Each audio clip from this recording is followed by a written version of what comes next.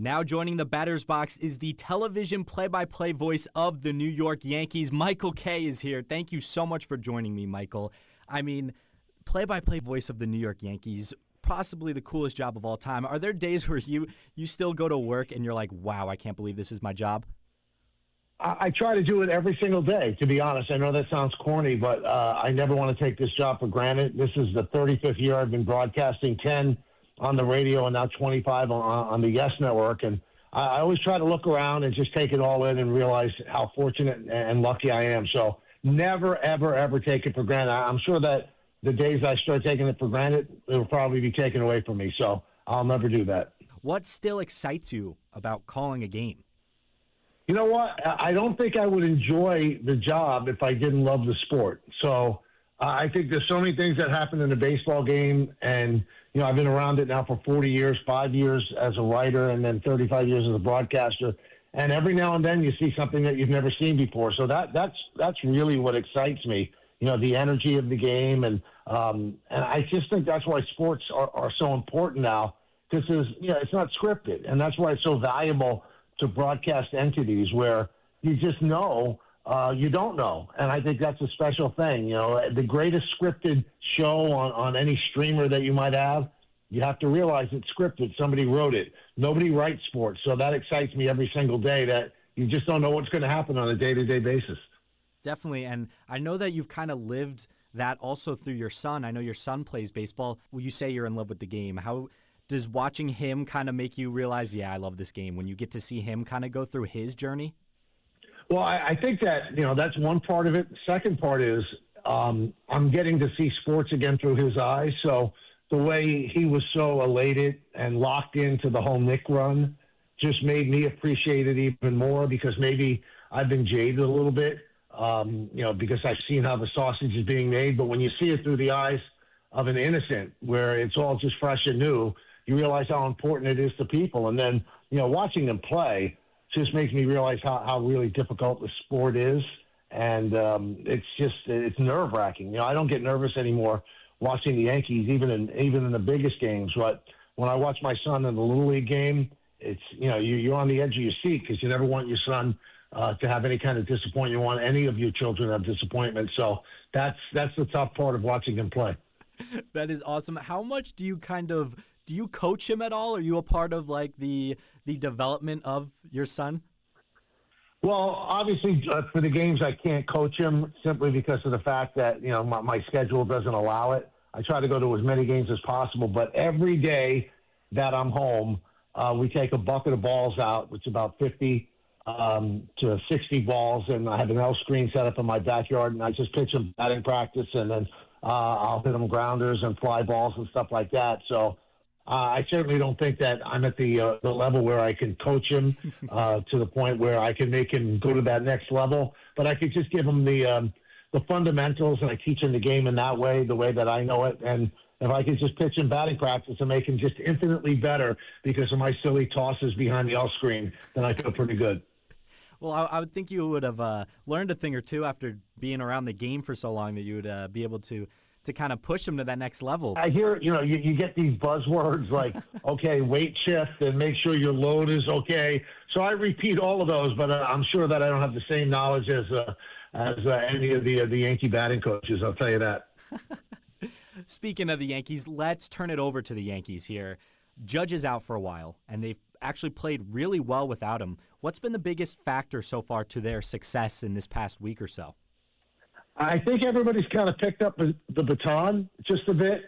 I don't think that anybody should try to do more than they could do, because there is only one Aaron Judge. I mean, he's one of the best right-handed hitters of all time, so I don't think anybody's going to replace that production. So everybody's just doing what they can do, and it's an opportunity for the young guys like Dominguez and Spencer Jones to do what they do, and an opportunity for Jose Caballero to show how impactful he could be. And also it's opened up another avenue for Anthony Volpe to retake a hold of the shortstop job. There's just a lot of opportunities now. And with Stanton being down and Judge being down, we're also seeing the value of a 38-year-old like Paul Goldschmidt, who, very arguably is having an all-star caliber first half of the season. So I just think everybody has to do their job. Don't make mistakes. Be aggressive, make the plays in the field, and don't try to do too much. Just play to the back of your baseball card, not beyond it. And they're actually surprising me, to tell you the truth, because, I said when Judge got hurt, if they could just tread water, they'd be in good shape, because the American League is such a bad league right now. So the Yankees are going to make the playoffs no matter what. And then you hope that you get Judge and Stanton and Max Fried back, and now Trent Grisham, and then you'll be in really good shape as you go into October.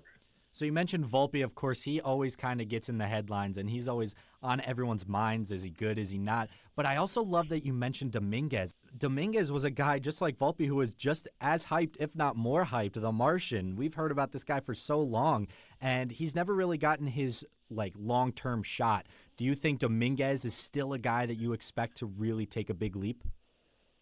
I think, he can really show he belongs this year. I think the way he's handled what was obviously the disappointment by not having a job and being sent down to the minor leagues at the beginning, I think it's extraordinary that somebody that young could be that positive. And every time he's come up, he's done a good job. The first time he got hurt running into the wall, and he was doing quite well.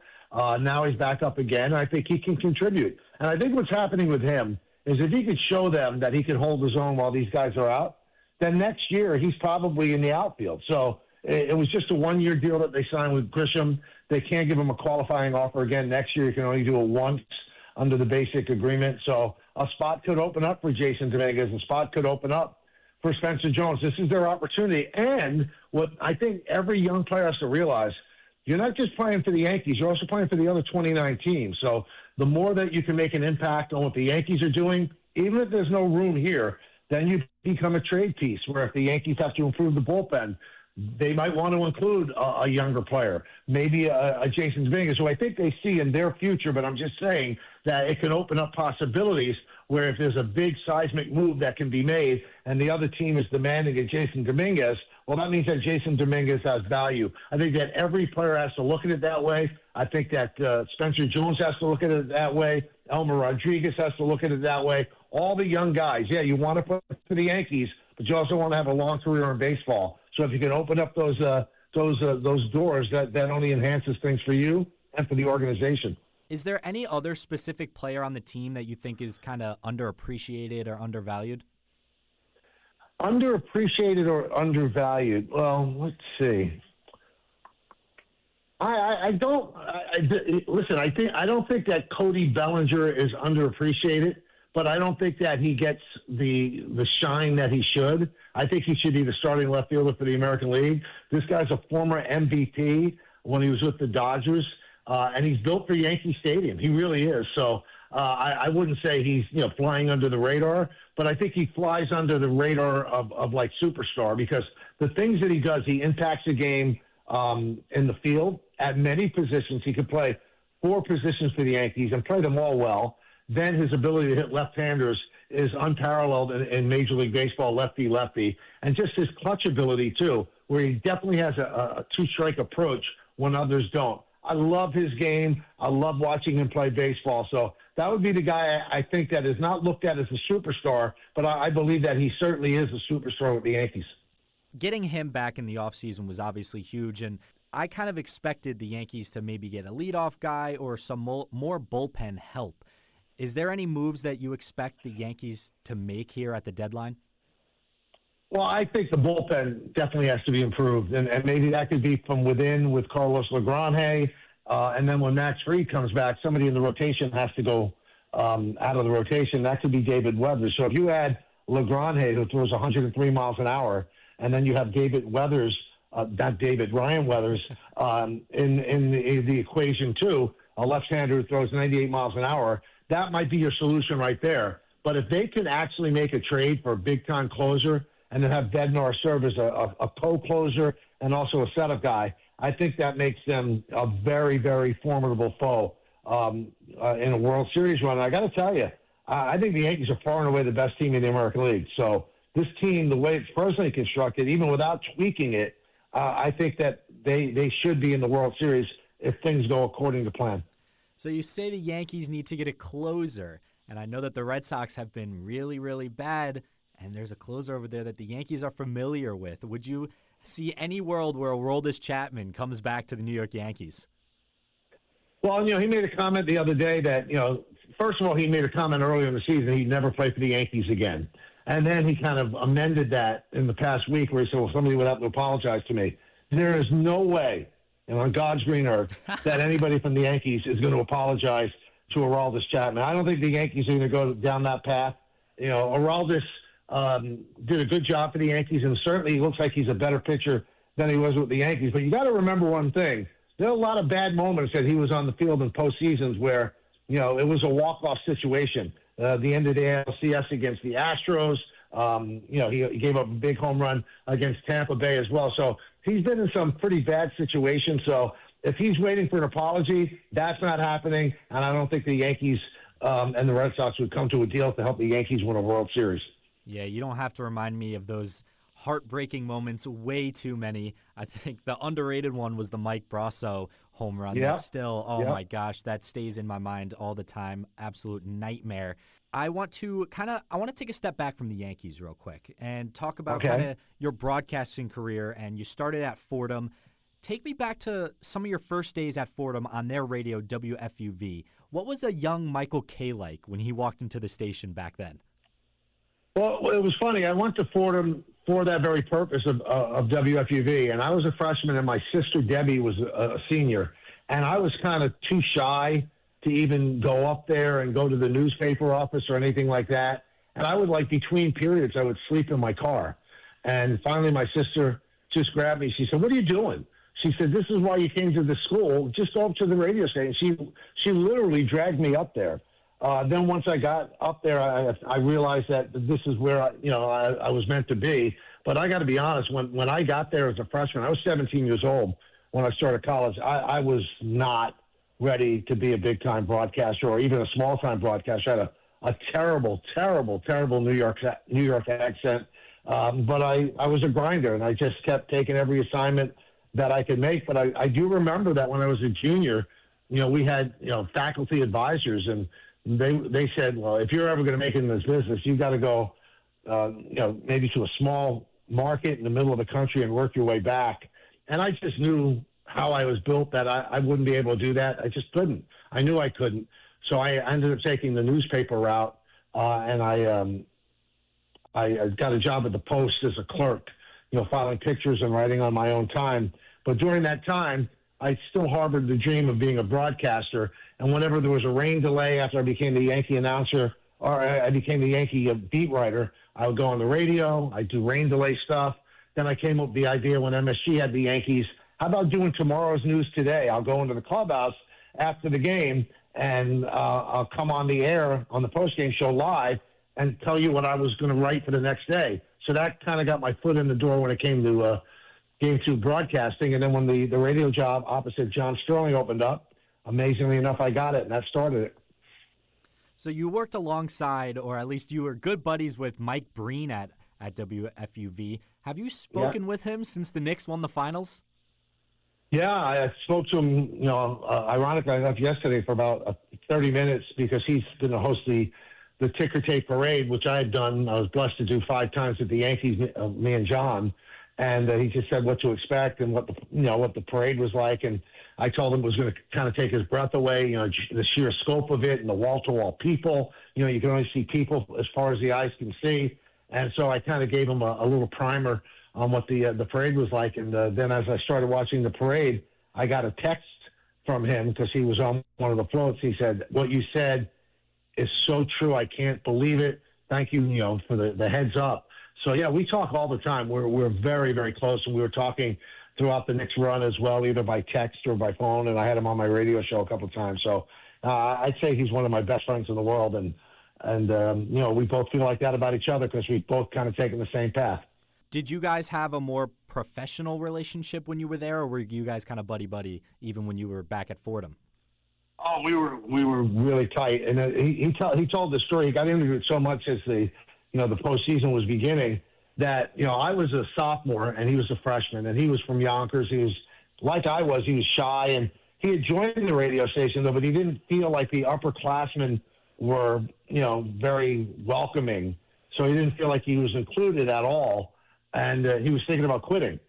And he walked up into the station one day, and I was in the middle of the station around the sports desk with like 10 or 12 people, and we were joking around, and we were joking around with one of the young ladies that was there, and I was trying to kind of making everybody laugh, and he looked at me and said, "Wow, this guy has a lot of friends. I should try to get involved with him."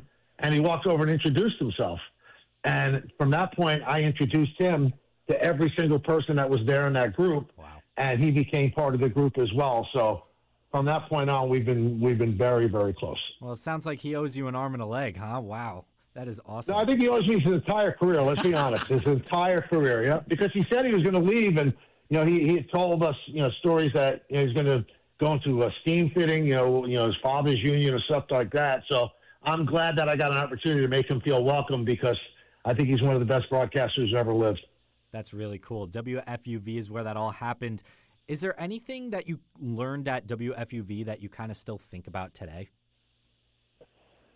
Just work hard. Everybody there, had a mission. They wanted to be in this business.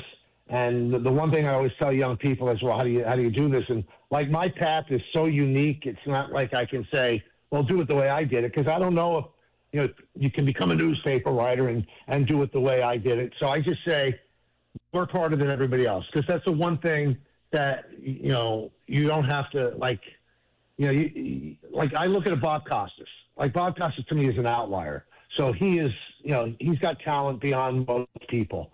But most other people in our business, their talent is somewhat equal. And so I always tell people, if you outwork everybody else, when there's a chance for a promotion or a chance to go on the air, they're going to think about the person who doesn't punch a clock. And that's what I always say. Even when I was a newspaper writer, I would volunteer on my own time, not punch a clock. Oh, I could cover that event just so I could get a story in the paper. And anybody who has an opportunity to be on the air, whether it's on a podcast, whether it's on a small station, never turn it down. And, the sad part is, when you're just starting out, your social life kind of takes a hit, because, you got to be ready to be on the air at whatever time that you can be on the air. And if you had a date that night, then you almost have to blow it off. So that was the way FUV worked. If you worked hard and you were always around and there was a shift that opened up, then you could get on the air. And getting on the air was the most important thing. That's all there was to it. It was the most important thing. And that's what I learned there. And to this day, all these years later, I still feel like I try to work harder than anybody else, because WRHU once said, running hard to first base is something that, shouldn't be something that people look at as unusual. You can't teach effort. Effort should come naturally, and effort should also show up. And I think that people take notice of effort. I love that. That's kind of the grind set, as it's been called nowadays. You mentioned Bob Costas there for a second. Who is, I'm going to kind of put you on the spot, your Mount Rushmore of broadcasters, if you had to give me like the 4 greatest? Well, I would think that Vince Scully has to be on the top, Fordham guy. And I just think that for Vince Scully to do it as long as he did, there's different skill sets in broadcasting as well. Bob Costas is an incredible studio host. He's an incredible essayist and is able to opine on anything. So I think that he also is on the Mount Rushmore. Somebody who was not the classical, great voice broadcaster or anything like that is Howard Cosell. And I think that he has to be on that Mount Rushmore as well, because Cosell got people's attention and he certainly pushed people's buttons. And I think that he reached heights as a broadcaster, a sports broadcaster that, it's never been reached before or since. He hosted his own variety show on Saturday night. It was actually called Saturday Night Live. That's why when Saturday Night Live actually began, it was called Saturday Night, because Howard Cosell's show was called Saturday Night Live on ABC. So he would be number 3. And number 4, you could buy, a lot of people could have that attention, but probably an Al Michaels, for the amount of time that he's done it, the level he's done it, the fact that he's done it in several different sports. And if I could shove one more person on Mount Rushmore, I know there's 4, more of a present-day broadcaster, Joe Buck. I think Joe Buck is extraordinary at everything he does. So those would be the tops for me. All these guys who have made your Mount Rushmore here obviously have amazing accomplishments. Is there anything in specific that you think of that you've accomplished that stands out to you in your own mind? That I've accomplished, just to get to where I've gotten. I'm not being humble. I don't think, I'm a classic broadcaster where everybody would say, "Oh my God, that's just right out of the handbook for being a broadcaster." I'm more of a guy who digs for information and shows a little personality. I'm not sure that I would say that there's any highlight or anything like that. I simply look at it, all the things that I've done. I'm pretty proud of Center Stage on the Yes Network and the ability to hold the Yankee job for 35 years. To me, I guess it's my longevity, and maybe I'm a grinder or something like that, or a compiler. Some people use that line as well. But in order to stay in this business, which is a tough business and there's a lot of backstabbing and vipers in it, I don't think I've ever done that to anybody. I always try to pay it forward and help young broadcasters. So that's probably the thing that I'm most proud of, is that I've been around as long as I have.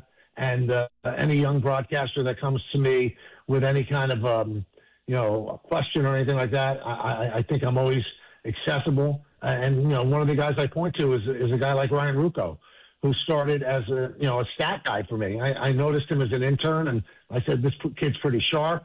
And then he started as, the stat guy with me in the Yankee booth. And, now he's had an incredible career. He's a national broadcaster on ESPN for NBA, WNBA, college women's basketball. And, he's kind of my backup on the Yes Network for baseball. So those are the things I guess I'm most proud of. Michael, before we wrap up, I just want to say this has been an incredible honor. You've been an idol to me and so many aspiring broadcasters. When you think about all of the people you've inspired over the years, whether they were in college or dreaming of one day sitting in a major league booth like you do all the time, is that something you ever stop and think about? Like, wow, I am an inspiration. I'm an icon. No, I definitely don't think I'm an icon.